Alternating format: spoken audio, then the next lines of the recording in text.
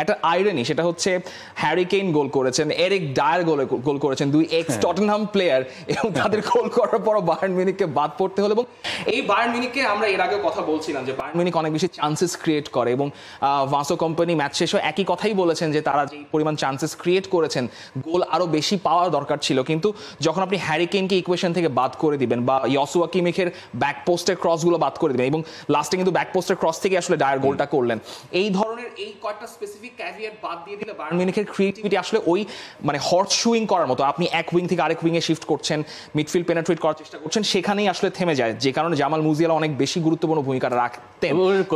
Company এই কথাই বলছেন, কিন্তু তিনি আসলে বলছেন যে এই ইনজুরি না হলে হয়তোবা ওভারঅল বায়ার্ন মিউনিখের এবারে চ্যাম্পিয়ন্স লিগের জার্নিটা অন্যরকম হলেও হতে পারত। আমি বায়ার্ন মিউনিখের পারফরম্যান্সে যথেষ্ট অবাক হয়েছি। মানে ফ্রাত্তেসির ওই গোলটাই আলটিমেটলি ডিসাইডার হলো একেবারে শেষ দিকটায়, এবং বায়ার্ন মিউনিখ যে পরিমাণ অ্যাটাক করেছে দুই লেগ মিলিয়ে।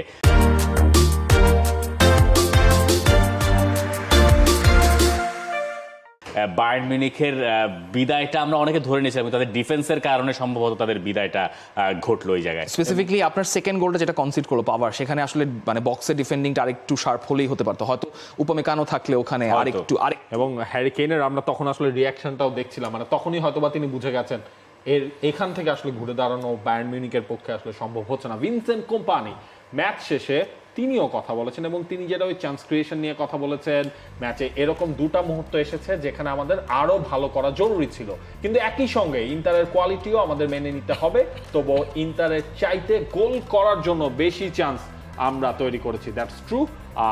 এই একটা মিনি হসপিটাল টাইপ দল নিয়েও বায়ার্ন মিউনিখ যে হচ্ছে যে ফাইটটা দিয়েছে, এটা আসলে তাদের জন্য ওই লিগ জেতার জন্য হয়তো একটা প্লাস পয়েন্ট হতে পারে। বায়ার্ন মিউনিখ আপনি ধরতেই পারেন লিগ জিতে যাবে, ম্যাচ মনে হয় 5টার মতো বাকি আছে, 6 পয়েন্টের একটা বড় গ্যাপ, যেটা বায়ার লেভারকুজেন এই মৌসুমে তাদের পক্ষে কাউন্টার করা পসিবল না। কিন্তু চ্যাম্পিয়ন্স লিগে তাদের এভাবে বিদায় নেওয়াটাকে একটু আপনি বিটার সুইটই না বিটারই বলবেন, কারণ গ্রুপ পর্বে বায়ার্ন মিউনিখ বার্সেলোনার কাছে তারা যেভাবে হেরেছে, যেভাবে অপদস্থ বলাটাও এখানে ভুল বলা হবে না, এবং অ্যাস্টন ভিলার কাছে ভিলা পার্কে যে হারটাও এখন মনে হচ্ছে যে না ঠিকই আছে, বায়ার্ন মিউনিখের জন্য সেটা ডিজার্ভিং, এবং ফেইনুর্ডের কাছে হারাটা তাদের ঘরের মাঠে। সো সব মিলে এবারে চ্যাম্পিয়ন্স লিগটা বায়ার্ন মিউনিখ হয়তো ভুলে যেতেই চাইবে, কারণ হয়তো টমাস টুখেলের অধীনে গত সিজনের পারফরম্যান্স ওয়াজ বেটার, কিন্তু মনে আসলে রাখতে হবে, কারণ ওই মাঠেই চ্যাম্পিয়ন্স লিগের ফাইনাল, এবং বায়ার্ন মিউনিখ দর্শক হিসেবে সেই ফাইনালটা আসলে চেয়ে দেখবে।